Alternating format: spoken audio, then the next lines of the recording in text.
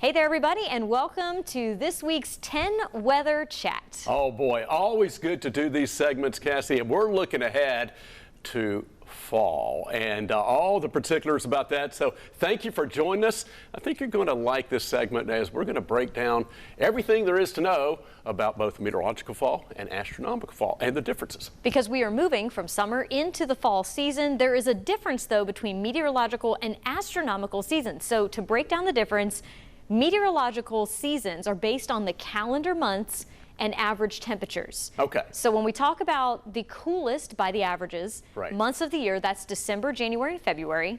And so then if you work out the months that are typically the warmest, it's June, July, and August. So in between you have spring and you have fall.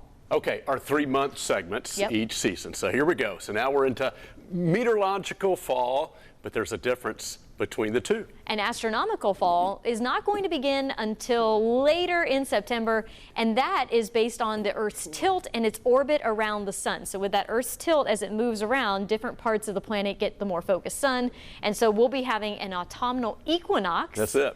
As the sun's rays go from being more focused on the northern hemisphere to near the equator to the southern hemisphere. That's it. Sunday morning, September 22nd at 8:43. We will finally say it's officially fall. And so there's the difference in the dates for if we kind of lost you in our explanation right there. Meteorological fall running from September 1st through November 30th and astronomical fall running from September 22nd through December 21st. So now let's talk about some of the characteristics of fall and some things that some folks may be looking forward to.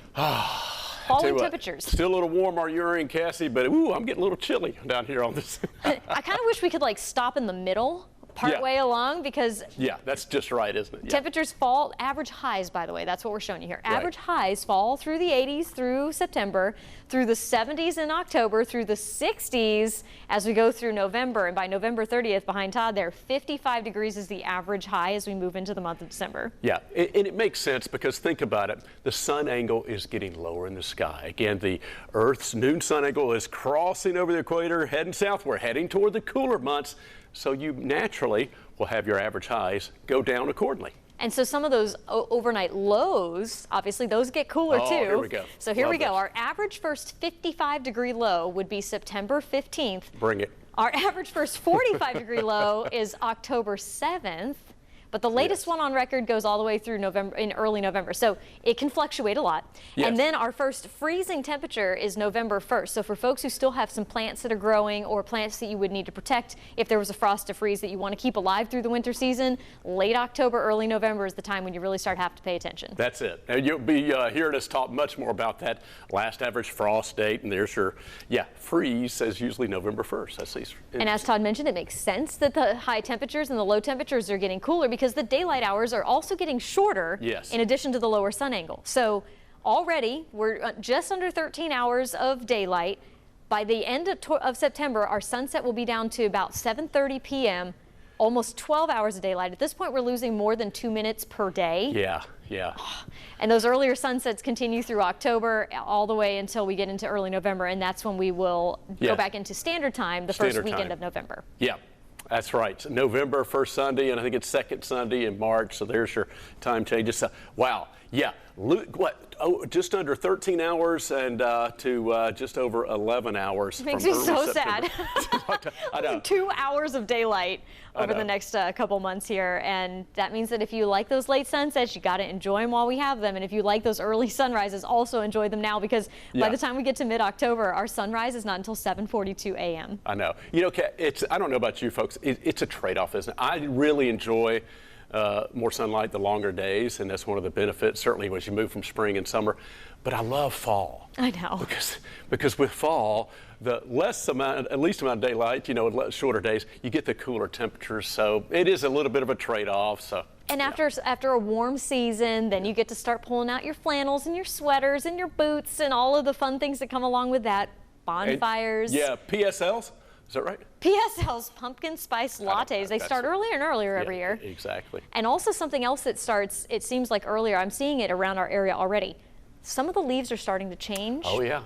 But I think it's heat stress. I don't think it's because fall's coming early this year. So, August was on and off, a lot of off and on. You know, as far as temperatures, rainfall, stress, no doubt. Yeah. And then, hey, we got rain. No, we don't. It's gone again for a week and a half to 2 weeks. So I think that stress with the dryness and the heat certainly probably, hopefully that won't impact our fall colors too much. We're going to talk more about that coming up in future 10 Weather Chats, right. because we're going to do get a little bit of discussion with an expert to talk about that fall foliage and what they think could happen as we go ahead in the season. Right. But that's also something to look forward to as we go through the fall season as well. Are those leaves starting to change? Absolutely. Now, one of the things that triggers the trees to start changing are the clear sunny days and then the cool crisp nights, and also the lack of rainfall kind of shuts the trees down and tells them to go into dormancy for winter.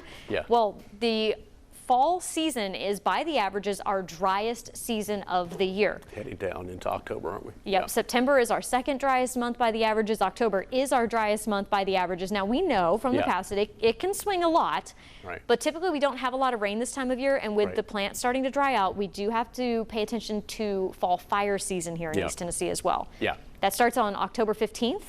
That's when permits will be required for outdoor burning, and that's just something we have to keep in mind and be really smart as we dry out going through the fall season. Exactly, and that's a lot of times always we say we want balanced rainfall, and we like the dry sunny days. Of course, you like to move out of summer into fall, but even in the fall season, we still need our moisture, need our rainy days, and certainly to help avoid a bad fall fire season. So hopefully it won't be too bad this year. No, and that's something we'll be talking about again in future episodes, as we're just now getting ready to move into the fall season. So how are things shaping up with the forecast? Well, remember we talked about September, October, November being the 3 months of meteorological fall. This is from the Climate Prediction Center, and their current forecast with that orange color does indicate confidence in above average overall for the season.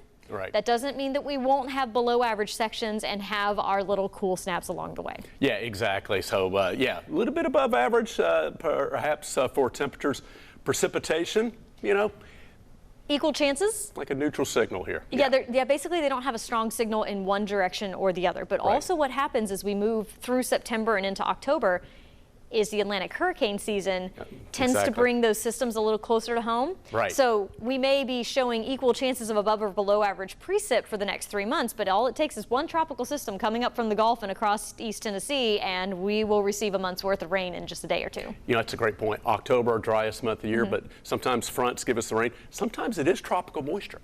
Systems coming up from the Gulf, and even as they weaken, they could give us some beneficial rain showers. So we'll have to wait and see how all that shakes out, and of course we'll be keeping folks updated on the tropics as we move toward that maximum and peak. The peak of hurricane season climatologically is September 10th, but obviously we have a lot of the season still to go, so we'll see how things shape up with that. Another thing that I noticed when we get into the fall season as well, besides the cooling temperatures and the drier conditions, is the wind. We tend to start having breezier conditions around the area as well. Yeah, exactly. So we always don't want too much wind to blow the leaves off the trees in the beautiful fall color season before it's time. But a lot of things to look forward to.